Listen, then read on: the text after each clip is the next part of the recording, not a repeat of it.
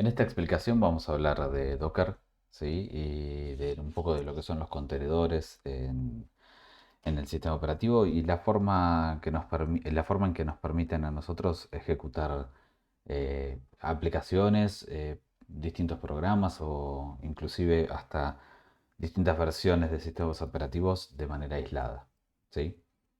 Comenzamos por qué es Docker, ¿sí?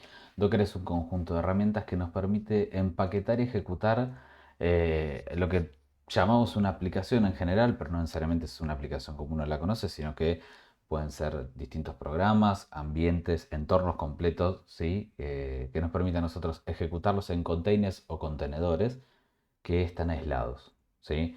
Por aislados nos referimos a que todos sus recursos y procesos están contenidos, justamente por eso se llaman contenedores o containers, están contenidos dentro de una especie de mini sistema operativo que tenemos ejecutándose de manera, en forma de invitado, de guest, dentro de nuestro sistema operativo, el físico, digamos, que sería el host, ¿sí? O el anfitrión. Docker Engine, que es el conjunto de herramientas que conforman Docker, está principalmente dividido en tres componentes, ¿sí? El demonio, que también se llama Dockerd o Dockerd, la D es de daemon. Una API REST que se utiliza justamente para interactuar con ese demonio de Docker.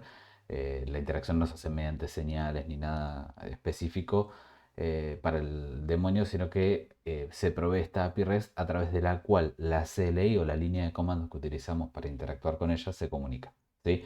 Esa línea de comandos obviamente se llama Docker y nos permite a nosotros realizar todas las operaciones que querramos para manejar el ciclo de vida de las imágenes, de las aplicaciones, eh, aplicaciones, perdón, de los contenedores y de todo lo que tenga que ver dentro del ecosistema de Docker, ¿sí?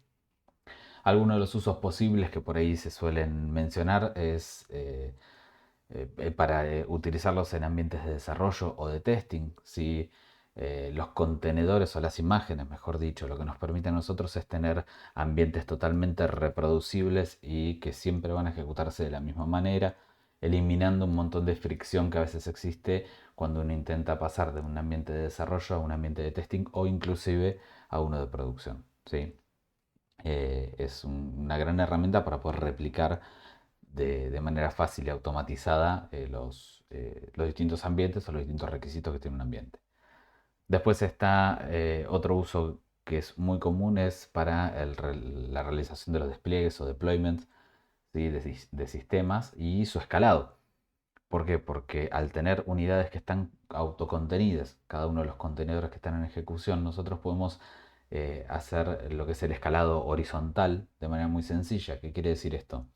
Tenemos corriendo una aplicación, supongamos una aplicación web, y la carga empieza a incrementarse. Entonces nosotros en un esquema tradicional deberíamos agregar servidores, agregarle más músculo, digamos, a esos servidores para que puedan procesar eh, más requisitos en paralelo.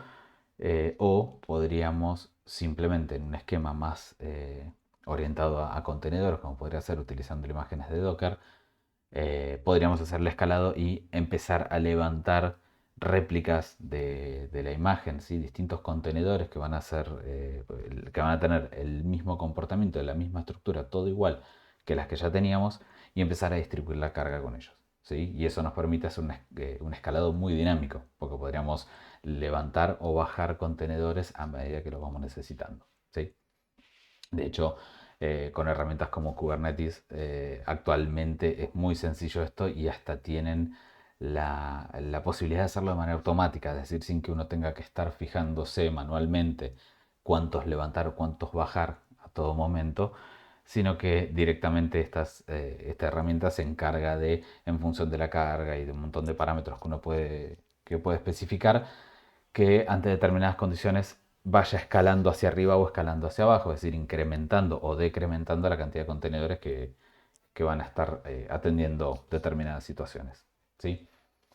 Y por otro lado también tenemos la posibilidad de ejecutar más servicios en un mismo equipo sin la necesidad de estar levantando máquinas virtuales, que más adelante vamos a ver una pequeña comparativa de la idea, pero en este punto sí es bueno hablar de la gran diferencia entre lo que es un contenedor y una máquina virtual, es que el contenedor es como si fuese, hoy lo dije como un mini sistema operativo, es como una máquina virtual liviana, digamos, ¿sí?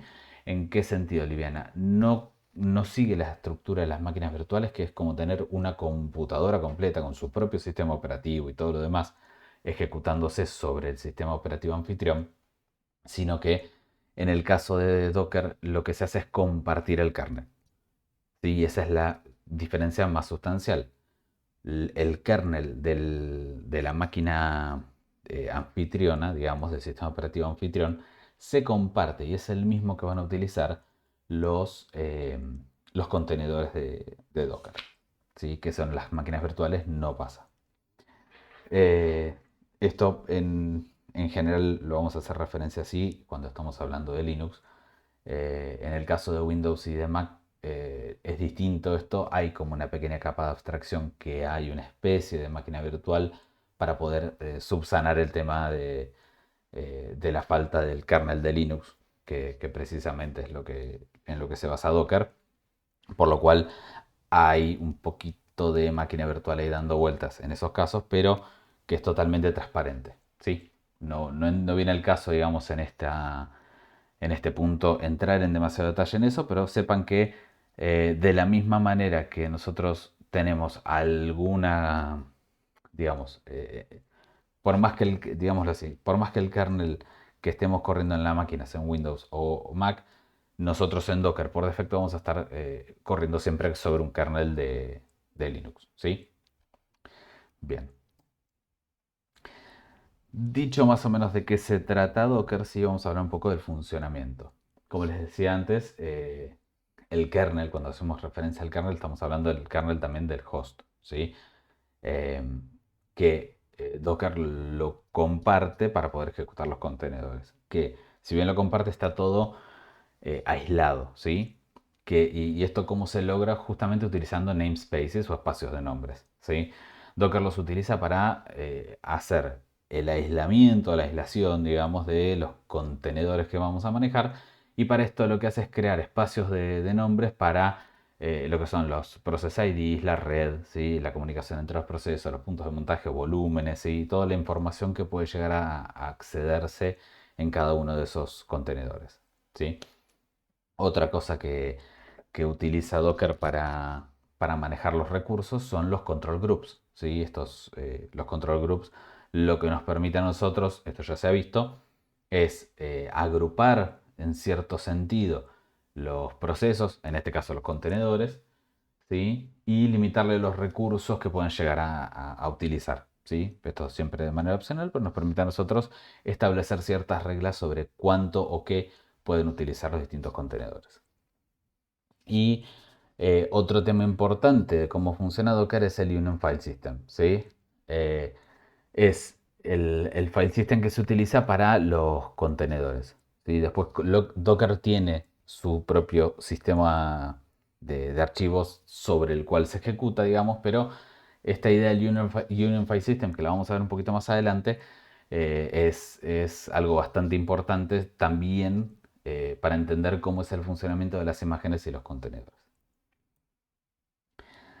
Ahora sí, yendo un poquito más en detalle sobre la diferencia entre lo que son los contenedores y las máquinas virtuales. ¿Sí? Acá tenemos un pequeño gráfico que más o menos nos ejemplifica un poquito cómo se ve el mundo desde un container, que es lo que está a la izquierda, y desde una máquina virtual, que es lo que está a la derecha. ¿Sí?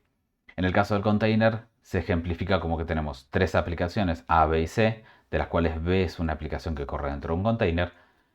A y C, digamos, A, B y C, perdón, cada una tiene sus binarios, sus librerías, ¿sí? A los que accede. Y debajo de eso, ¿sí? El contenedor, la aplicación B, a lo que va a estar accediendo es al demonio de Docker, digamos, a la interfaz de Docker, que es lo que nos va a nosotros a hacer de intermediario entre los contenedores y el sistema operativo host, ¿sí? Y abajo vamos a tener la infraestructura después de eso. En el caso de las máquinas virtuales, lo que vamos a tener en una situación similar es que vamos a tener tres aplicaciones A, B y C, ¿sí? Cada una también con sus binarios y con sus librerías. Y en este caso, además de eso, para componer la máquina virtual, vamos a tener el sistema operativo huésped, ¿sí? O guest, que es lo que va a terminar de conformar la máquina virtual. Y todo esto que está recuadrado en blanco sería una máquina virtual, al lado en la aplicación A tendríamos otra, y en la aplicación C tendríamos otra máquina virtual. Por debajo de eso tenemos a su vez un hipervisor, que es lo que va a terminar haciendo de intermediario con la infraestructura, ¿sí? Entonces hay, no solo en términos de cuestiones necesarias para poder ejecutarse, hay como algunos requisitos adicionales, sino que además cada una de estas máquinas virtuales es mucho más pesada en términos de los requisitos para poder funcionar que tiene, ¿sí? Porque tenemos que estar ejecutando y virtualizando sistemas operativos huésped para cada una, aun cuando tanto la aplicación A como la B y la C tengan exactamente el mismo sistema operativo huésped de base, ¿sí? Los tres serían tres instancias distintas del mismo. En este caso, como el kernel es el mismo, en el caso de los contenedores, lo que va a estar pasando es que se comparte el kernel y por eso se elimina la necesidad de tener un sistema operativo para cada uno de estos contenedores que tenemos. Antes de pasar un poco a las definiciones, quería mostrar un pequeño ejemplo práctico sobre esta distinción, ¿sí? Vamos a ir a la consola. En esta consola tengo eh, vamos a mostrar de tres maneras distintas cómo se ve o qué ve el comando htop, ¿sí? Si alguien no lo conoce, es una herramienta que nos permite, es una herramienta gráfica que de manera muy similar al top, que es el comando que en general viene instalado por defecto en cualquier GNU Linux, muestra más información, es un poquito más amigable y tiene colores, básicamente. Pero en sí, lo que nos muestra es los procesos en ejecución, el hardware que tenemos. No sé para qué le estoy contando tanto si puedo ejecutarlo, ¿sí? En este caso, lo que están viendo es el htop ejecutándose de manera física sobre la máquina que estoy utilizando para dar la presentación, ¿sí? Fíjense, esto que tiene numeritos acá que van del 1 al 12 son los procesadores que tiene esta máquina. Esta es la memoria y esta es la swap, ¿sí? Se ve la carga, la cantidad de procesos, de threads que hay corriendo. Acá abajo están todos los procesos que están en ejecución y demás, ¿sí? Bien. Esto es en la máquina física. Ahora, en esta otra pestaña, lo que voy a hacer es conectarme a una máquina virtual que tengo generada con Vagrant. eh, Tema aparte que sería Vagrant, pero es una herramienta que nos permite generar máquinas virtuales de manera muy sencilla. Y en esta estoy corriendo en un Linux, ¿sí? Que está en una máquina virtual. Esto es lo importante. Si yo corro el htop, fíjense que lo estoy corriendo dentro de mi misma máquina, pero en una máquina virtual, y acá estoy viendo únicamente una CPU, ¿sí? Fíjense que el número de tareas que tengo es muy menor y la cantidad de procesos que tengo es muy menor, y la memoria, fíjense que también. En este caso la memoria tengo casi 1 GB de memoria disponible. La swap está vacía, de hecho no hay swap. Y vuelvo acá a la máquina física y fíjense que acá tengo 16 GB de memoria RAM, ¿sí? O sea, estamos hablando de lo que podría verse como dos máquinas distintas. Si bien esta que estamos viendo ahora es una máquina virtual que está ejecutándose dentro de mi máquina física. Y vamos a pasar a otra pestaña por acá. Y en esto, ahora vamos a ver los comandos estos en sí no se preocupen, pues los vamos a ver un poquito más adelante y de hecho en la práctica los van a practicar, pero en esto vamos a correr de manera interactiva un contenedor de Docker basado en Ubuntu, ¿sí? Que lo que va a ejecutar es como un Ubuntu en su última versión, y dentro de eso voy a ejecutar un bash, ¿sí? De nuevo, me fijo que acá estoy corriendo en un Linux, ¿sí? Y ahora, si en este caso yo quiero, si quiero ejecutar htop, primero no lo tengo porque ya pues, se van a topar con esto, que las imágenes de Docker suelen venir muy recortadas para no incluir software que puede llegar a no ser necesario y de ese modo hacer que pesen lo menos posible, ¿sí? pero por eso lo que vamos a hacer es actualizar el apt e instalar htop mientras tanto, ¿sí? Entonces, en esto lo que estoy haciendo es, dentro del contenedor, voy a estar instalando el htop, que no lo tenía disponible, ¿sí? Y ahora voy a ejecutarlo, ahora lo tengo instalado. Y fíjense que en el contenedor estoy viendo 10 procesadores, ¿sí? Fíjense que es otro número, pero porque lo tengo configurado de esa forma yo, para que no se vean todos los procesadores que tengo disponibles en la máquina para Docker, ¿sí? La memoria, estoy viendo 8 GB, pero estoy viendo ya otro tipo de memoria. La swap también tiene su propia swap que está vacía, ¿sí? Vuelvo al htop físico, fíjense que acá la swap está en uso. Los valores son distintos, ¿sí? Pero lo más importante de todo eso es que estoy corriendo únicamente dos, o se ven corriendo dos procesos en esto, ¿sí? El proceso con el PID 1, que si recuerdan de ISO, el PID 1 normalmente es el init, ¿sí? O quien lo haya reemplazado el día en el día siguiente, digamos, en el avance del tiempo, con el gestor de arranque, con el sistema de inicio, digamos, que se esté utilizando, pero la idea es que tenemos un proceso que es el padre de todos. Y fíjense que en este caso el proceso con PID 1 es bash, que es lo que yo ejecuté en el contenedor, ¿sí? Inicialmente. Y después, acá tenemos el proceso con PID 255, que es el htop que estamos ejecutando ahora. Y estos son los únicos dos procesos que tenemos. Ahí es donde se ve claramente lo aislado, digamos, de los contenedores, ¿sí? Pero bueno, fíjense que son las tres formas que tenemos ejecutando el mismo proceso sobre la misma máquina física, pero utilizando distintas formas de aislar y de acceder de forma virtual a esto. Y claramente se puede ver que es muy distinto todo, la visión que tiene cada uno, ¿sí? Bien, ahora sí, pasamos un poco a lo que son algunas definiciones de cosas que vengo nombrando, pero que viene bien hacer un poco ponerle un poco de formalidad a esas definiciones. En el mundo Docker tenemos dos conceptos fundamentales, fundamentalísimos, que son las imágenes y los contenedores, ¿sí? Las imágenes podrían verse como un paquete, ¿sí? Porque hablábamos antes de que Docker lo que nos permite es empaquetar y ejecutar aplicaciones. Entonces, podremos verlo a la imagen como el paquete de solo lectura, ¿sí? Que tiene todo lo que se necesita para ejecutar la aplicación, ¿sí? Y de nuevo, aplicación no es estrictamente una aplicación, sino que es lo que vayamos a ejecutar como recién que ejecute Bash, ¿sí?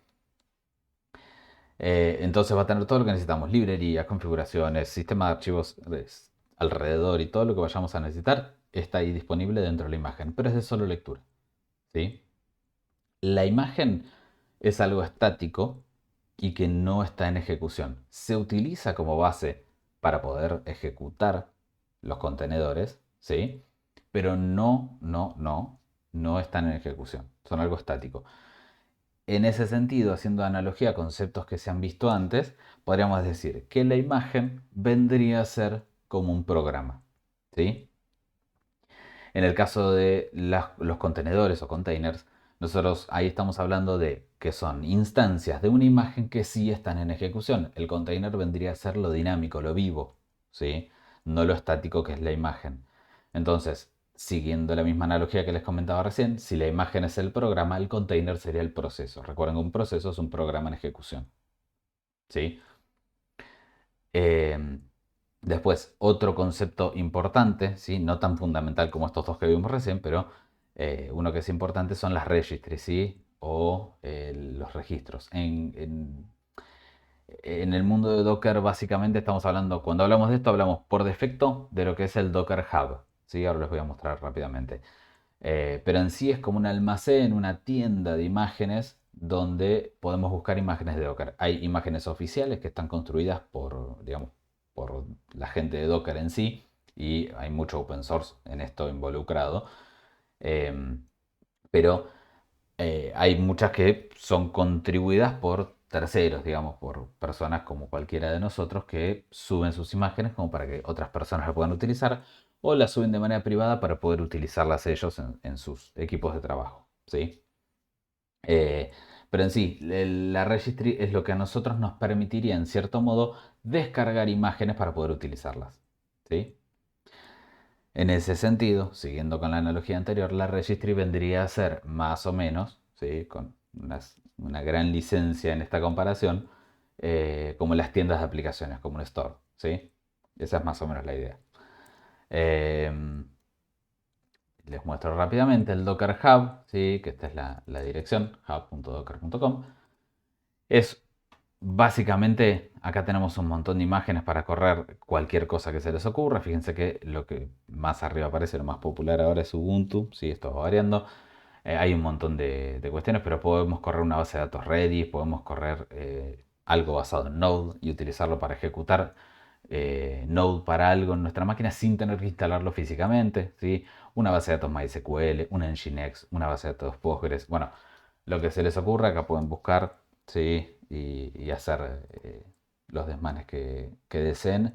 La verdad que es súper útil esto, súper útil y súper sencillo. Bien, y por otro lado, tenemos también un concepto muy importante que es el Dockerfile, ¿sí? El Dockerfile es un archivo que define cómo construir una imagen. Ujú. Este archivo tiene un conjunto de instrucciones que son como comandos, si quieren, que son medio fijos, que nos permiten a nosotros ir especificando paso a paso cómo se van generando una imagen de Docker, ¿sí?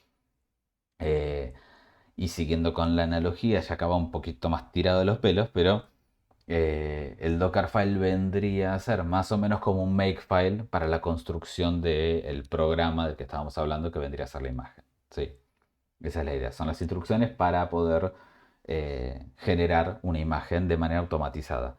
Otra forma de generar imágenes es de manera manual, corriendo un contenedor y en determinados puntos haciendo lo que se llama el Docker commit. ¿Sí? Que esto lo vamos a ver un poquito más adelante en unos ejemplos de comandos que hay. Bien, entonces, empezando con algunos comandos básicos, ¿sí? En lo que es el manejo de Docker, vamos a utilizar la línea de comandos de Docker que antes habíamos mencionado, la Docker CLI. Eh, y tenemos algunos comandos que son los básicos para para interactuar con las imágenes y con los contenedores y demás. En primer lugar, les voy a mostrar rápidamente uno de los comandos. Esperen que salgo de esta imagen. Si yo quiero bajarme, por ejemplo, el comando que se ve acá, docker pull httpd, docker va a ser siempre con lo que comiencen los comandos de docker. Pull quiere decir descargar tal imagen y después viene el nombre y opcionalmente el tag, ¿sí? De la imagen. Que por defecto, si no lo incluimos, es eso que acabo de escribir, que es latest, que es su última versión.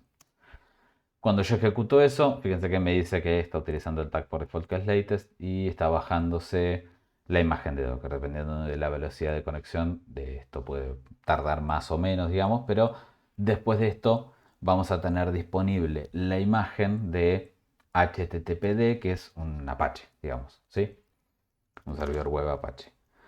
¿Cómo puedo ver las imágenes que tengo? Perdón, las imágenes que tengo. Lo puedo hacer así. Sí, fíjense que yo ya tenía otras que había estado, que yo de hecho uso Docker a diario en mi trabajo. Em, y fíjense que acá está disponible la imagen, me dice cuándo fue creada, el tamaño, bueno, y demás. De esta columna, el Image ID lo van a utilizar después, más adelante, cuando estén haciendo la práctica, para poder identificar las imágenes, cuando necesiten interactuar con ellas. Pero bueno, hasta ahí la bajé, tengo la imagen, pero no me sirvió de mucho más. Entonces después viene la parte importante que sería poder ejecutarla. Si yo quiero ejecutarla, utilizo este comando, docker run y el nombre de la imagen. Y con eso estoy mágicamente, ya tengo un Apache funcionando. ¿Sí? Esto va a estar ejecutándose en mi máquina en un puerto específico. ¿Sí? Y yo voy a poder accederlo de esa manera. Bien. Después, si nosotros queremos construir imágenes, y ahora vamos a ver un pequeño ejemplito sobre esto, utilizando un Dockerfile, utilizamos el comando docker, el image, este es opcional, podríamos usar docker build directamente, el nombre del tag que le queremos dar y el contexto. El punto es el directorio actual, que es el contexto donde se construiría esto, ¿sí? Cuando hablamos de tag, hablamos de esto, ¿sí? Como les comentaba hoy anteriormente, el tag sería el nombre de la imagen y dos puntos y el tag que le queremos dar. Todo eso completo se le denomina tag. Y se puede omitir, como hablábamos, como en este caso, lo que viene los dos puntos y después. Y con esto le damos un nombre a nuestra imagen para después poder referenciarla, como hicimos en este caso con el HTTPD. Ahora lo vamos a ver en un segundo eso. Y después si queremos correr nuestra imagen a la que generamos con este nombre tag, lo podemos hacer con esto, docker run y el nombre que le dimos. Y finalmente, si nosotros queremos publicar una imagen, ¿sí? Lo hacemos con el comando docker push, el nombre del tag que nosotros tenemos. Esta contrabarra es porque en realidad el comando sigue en la línea de abajo, ¿sí? No es que va una contrabarra acá. Y después el nombre que le vamos a dar a la imagen en el Docker Hub, digamos, en la registry de Docker, que al tratarnos nosotros de individuos que no somos parte de la librería estándar, siempre tenemos que prefijarlos con nuestro usuario de Docker Hub y una barra, ¿sí? Si yo quiero publicar la imagen hola, voy a tener que publicar la imagen con mi nombre de usuario barra hola, ¿sí? Esa es la idea. Bien, entonces como les decía, en esto, uy, me pasé, en esto de los comandos básicos, un pequeño ejemplo más. Esto que ven acá es un Dockerfile, ¿sí? El Dockerfile, esto además está súper documentado, así que no es necesario que entremos en detalle y de hecho tienen que investigarlo en la práctica. No voy a entrar en detalle en estas instrucciones, ¿sí? Que son las instrucciones de Docker en sí, que son las que les comentaba que le dan como cierta forma al Dockerfile. Pero en esto lo importante es que nosotros le decimos desde qué imagen partimos, porque las imágenes de Docker van extendiéndose unas a otras, ¿sí? Si nosotros queremos partir de la nada misma, hay una forma de hacer eso que es decir from scratch, que es una imagen que no tiene nada, pero si no, normalmente vamos a estar siempre construyendo desde otra cosa, ¿sí? En función de las necesidades que tengamos cuando vamos a construir nuestra imagen. Pero en este caso, algo sencillo, estoy construyendo desde la última imagen disponible de Ubuntu, la última versión. Y después defino con cmd, yo defino el comando que se va a ejecutar cuando hagan un docker run de esta imagen, ¿sí? Y este comando va a ser echo y con el argumento hola sistemas operativos, ¿sí? Entonces, teniendo este Dockerfile armado, ahora ejecutamos el comando docker build -t y le damos el nombre que nosotros querramos, que puede ser hola so, ¿sí? Podría ser hola 2.so, ¿sí? Eso, vamos a ponerle hola 2.so. Y como les comentaba antes también, el punto que es el directorio actual es el contexto. ¿Por qué? Porque yo en el directorio actual es donde tengo el Docker, ¿sí?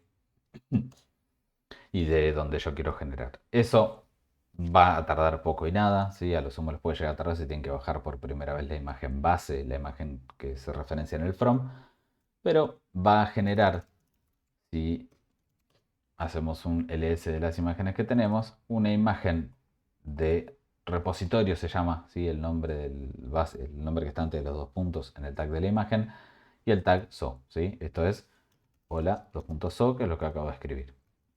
Y si nosotros lo queremos correr ahora, se imaginarán que si eso ejecutaba el comando echo y le pasaba como argumento hola, sistemas operativos, lo que va a pasar cuando yo lo ejecute es precisamente que va a imprimir en la salida estándar, ¿sí? Hola, sistemas operativos. Y ahí hicimos nuestra primera imagen de Docker y la ejecutamos, ¿sí? Ese era el pequeño ejemplo muy sencillo para mostrarles rápidamente de qué se trata el Dockerfile. Si yo no fuese a hacer las cosas de esta manera con el Dockerfile, tendría que estar interactuando de una manera un poco más complicada y menos reproducible, porque es manual, para poder generar las imágenes a partir de un contenedor en ejecución. ¿Sí? Lo divertido de esto es que nosotros podemos modificar el Dockerfile, cambiarle, por ejemplo, sacarle la coma, si quisiéramos, volver a construir nuestra imagen. ¿Sí? Fíjense y presten atención ahora en este punto a este renglón, que acá tenemos DEE como Image ID. Yo voy a generar otra imagen con el mismo tag, ¿sí? A partir del nuevo código. Y cuando haga el image ls, fíjense que acá está, cambió ese numerito, ¿sí? Que está por acá. Y me quedó algo que dice nan nan, acá, nada nada, y que tiene justamente el tag que teníamos antes, que esto, ¿qué quiere decir? Como perdió la exclusividad en el repositorio y tag que tenía definida la imagen anterior de hola 2.so, lo que va a pasar es que queda como huérfana, se llama así, y que son imágenes que no son referenciables por nombre, ¿sí? Que normalmente uno las termina teniendo que borrar. Pero bueno, esto, que es lo que nos importa a nosotros, si yo vuelvo a ejecutar con el mismo comando que hoy, hago el run, va a ejecutar ahora y va a imprimir sin la coma, que fue el último cambio que hice. Y fíjense que yo así puedo generar imágenes a medida que lo voy necesitando sin tener que estar trabajando mucho. Esto es un ejemplo muy sencillo. La generación en sí podría ser tranquilamente preparar toda una aplicación que tengan armando y dejarla lista para ejecutarse con solo un comando. Bien, ahora sí avanzamos un poquito sobre lo que es la arquitectura de Docker, ¿sí? Ya hablamos les comenté que era cliente-servidor, la idea que maneja. Bueno, en esto es más o menos cómo se realizan las cosas. Tenemos el cliente que va a ser básicamente la CLI, en nuestro caso, y los distintos comandos que vamos ejecutando se comunican. Eso internamente utiliza la API REST que había mencionado al principio, que es la que abstrae de la interacción con el demonio de Docker y digamos, los comandos terminan traduciéndose a peticiones a esa API y la API interactúa con el demonio de Docker y se encarga de ir accediendo a las imágenes, a los contenedores, a todo lo que está en el mundo de Docker, dentro de lo que se denomina el Docker host, ¿sí? El anfitrión de Docker, y a su vez se comunica con la registry para obtener imágenes, como hicimos hoy con la imagen de Ubuntu y demás, ¿sí? Esta es básicamente la arquitectura de muy alto nivel de cómo funciona Docker y eh, cómo se componen todas las partes que terminan siendo el Docker Engine.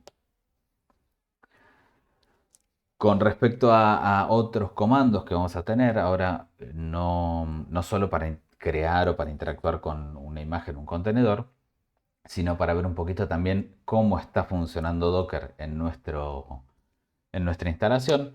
Con el comando docker info, por ejemplo, nosotros podemos ver información sobre el servidor, digamos, el Docker host que tenemos y el cliente. ¿Sí? Fíjense que tenemos una sección de cliente y una sección de servidor acá.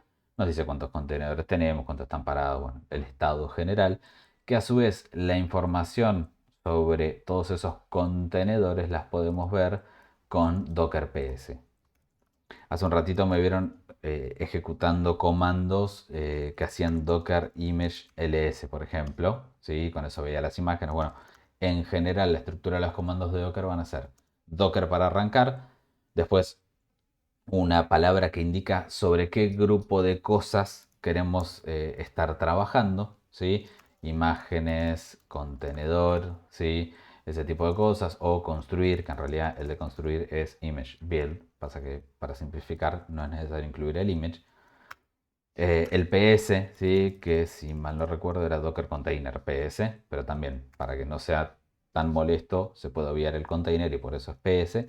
Y después de eso viene como un comando dentro o subcomando dentro de ese grupo de cosas sobre las que queremos operar, ¿sí? Esa es la estructura más o menos de los contenedores, de los comandos, perdón, de Docker. Eh, Siempre igual tenemos disponible Docker Help, ¿sí? Y podemos utilizar Docker Help PS, por ejemplo, y nos dice qué hace, cómo se utiliza, qué es lo que hace y las opciones que puede llegar a tener. Y en esto, la primera opción para el Docker PS, fíjense que está por ahí, que dice mostrar todos los contenedores y por defecto solo muestra los que están en ejecución, ¿sí? Entonces, si yo corro Docker PS, como venía haciendo, no veo nada más que los títulos. Pero si corro docker ps-a, van a ver un montón, bueno, en mi caso ahora un montón, pero a medida que lo van utilizando va a ir creciendo esa lista. Y muestra los contenedores, de hecho se ve horrible,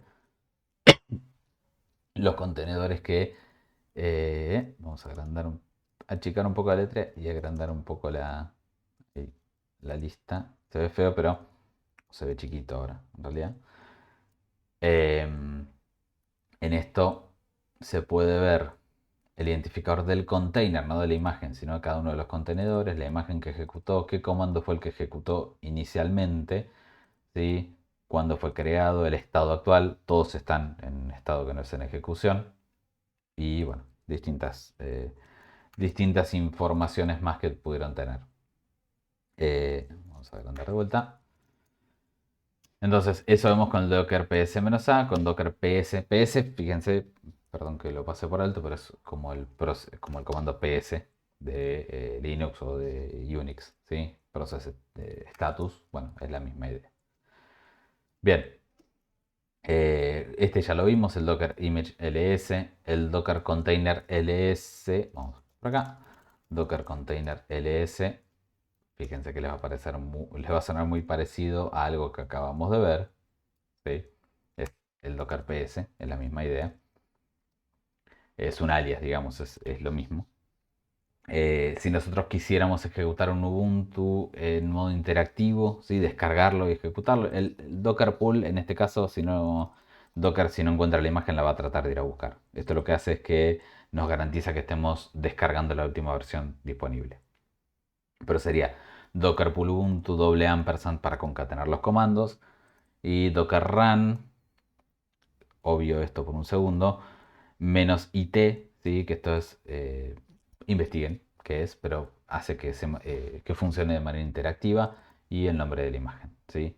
Y esto habla un poquito de lo que son los volúmenes. Los volúmenes son, hablando mal y pronto, serían la forma de tener como carpetas compartidas entre el host y el contenedor, ¿sí? Entonces, con "-b", que es agregar un volumen, lo que le decimos es monta este directorio del host, después vienen dos puntos, en esta ruta dentro del container. Entonces, de esa forma, el directorio dentro del directorio actual del host, dircomp, dir-comp, se va a montar o sea, se va a montar como el barra mnt del container de Ubuntu que se va a ejecutar. ¿Sí? Y como les comentaba antes, el comando docker commit es el que se utiliza para hacer grabar, si quieren, el estado actual de un contenedor que está funcionando y a partir de eso generar una imagen, ¿sí? Es una de las formas que tenemos para poder generar imágenes sin que sea de forma automatizada, como en el caso de hacerlo con un Docker. En la práctica, esto de hecho lo van a tener que trabajar un poquito más. Bien. Y un tema muy importante es el tema del file system, ¿sí? Que tienen las imágenes y por ende los contenedores cuando que son las imágenes en ejecución, que es un file system en capas. ¿Sí? ¿Qué quiere decir? Nosotros vamos partiendo de distintos, en las imágenes que nosotros tenemos, se va partiendo de capas que se van acumulando una sobre la otra y que van conformando el estado actual o el último estado disponible del file system dentro de una imagen, ¿sí? Y por ende, como les decía, dentro de un contenedor cuando se esté ejecutando esa imagen. El, las capas estas se van acumulando y son principalmente lo que cada capa representa es la diferencia entre la capa anterior y eh, los cambios necesarios, digamos, para poder llegar al estado que sería esa capa que representa, ¿sí? Digamos, la capa de abajo, en este caso que es como la capa base, va a ser únicamente la capa que contenga estos 188 megas de archivos y directorios y todo que componen y dejan las cosas en este estado. Ahora, la capa siguiente va a hacer solo la diferencia para poder llegar a este estado del file system. ¿Sí? Supongamos que se agrega un archivo. Bueno, eso es esta capa. La capa siguiente se construye sobre esta y las diferencias para poder llegar a lo que sería la foto de esta capa y así hacia arriba, ¿sí? Esas capas lo que van a hacer es justamente permitir que distintas imágenes compartan pedacitos del file system para aprovechar un poco más, hacer como una especie de caching y para optimizar recursos. Entonces, si tengo dos imágenes que parten desde esta estructura específica que representa esta capa del file system, las dos van a compartir esa capa y después tendrán sus capas hacia arriba que vayan calculando los cambios y las diferencias que tenemos en sobre cada capa, digamos, sobre la anterior. Y todas esas capas van a ser únicamente de solo lectura. La única capa que es de lectura y escritura va a ser la última capa que tiene disponible la imagen, que es justamente la capa sobre la cual se ejecuta el container cuando nosotros corremos el Docker Run y el nombre de la imagen. ¿Sí? Pero bueno, eso lo van a tener que investigar un poquito más en la práctica, a ver qué es lo que pasa con esto del file system de los contenedores en el ciclo de vida, a su vez, de los contenedores, eh, y, y cómo es que el estado en esas capas se va manteniendo, qué es lo que queda cuando nosotros eliminamos un contenedor, qué es lo que sobrevive si nosotros lo utilizamos, y a su vez también cómo juegan esas capas cuando nosotros, por ejemplo, estamos haciendo un Dockerfile y vamos agregando instrucciones de Docker. ¿Sí? Y bueno, después tiene algunas referencias. Esto lo voy a dejar, esto va a quedar la presentación publicada, así que van a tener acceso a esto directamente de manera cliqueable, lo cual va a ser mucho más útil que tratar de tipear todos esos links ahora. Eh, pero bueno, básicamente esa es la idea. En la práctica van a tener que hacer algunos ejercicios guiados, investigar un poco y a su vez hacer ejercicios guiados. Y por último tienen un ejercicio opcional entregable en el cual tienen que generar una imagen de Docker y publicarla. Y con eso de paso hacer un poco de experiencia en el mundo de la publicación de imágenes.